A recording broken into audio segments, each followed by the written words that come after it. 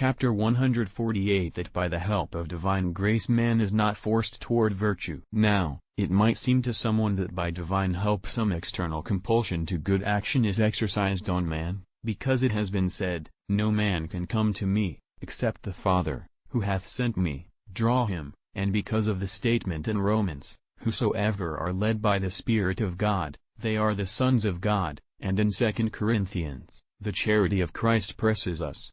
Indeed, to be drawn, to be led, and to be pressed seem to imply coaction. But that this is not true is clearly shown.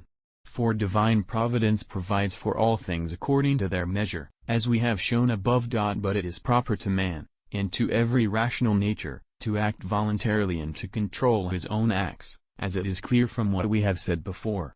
But coaction is contrary to this.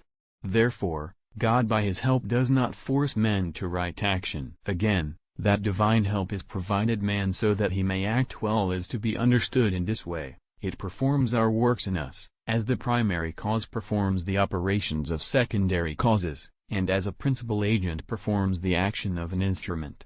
Hence, it is said in Isaiah, "You have wrought all our works for us, O Lord." Now, the first cause causes the operation of the secondary cause according to the measure of the latter. So, God also causes our works in us in accord with our measure, which means that we act voluntarily and not as forced. Therefore, no one is forced to right action by the divine help. Besides, man is ordered to his end by his will, for the object of the will is the good and the end. Now, divine help is chiefly afforded us so that we may obtain our end. So, this help does not exclude from us the act of our will, but, rather, in a special way, produces this act in us.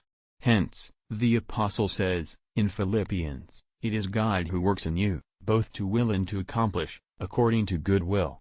But coaction excludes the act of the will in us, since we do under force that whose contrary we will. Therefore, God does not force us by his help to act rightly. Moreover, man reaches his ultimate end by acts of the virtues, for felicity is assigned as a reward for virtue. Now, forced acts are not acts of the virtues, since the main thing in virtue is choice, which cannot be present without voluntariness, to which violence is opposed. Therefore, man is not divinely compelled to act rightly. Furthermore, the means to the end should be in proportion to the end. But the ultimate end, which is felicity, is appropriate only to voluntary agents, who are masters of their acts. Hence, we call neither inanimate things nor brute animals happy, just as they are neither fortunate nor unfortunate, except metaphorically.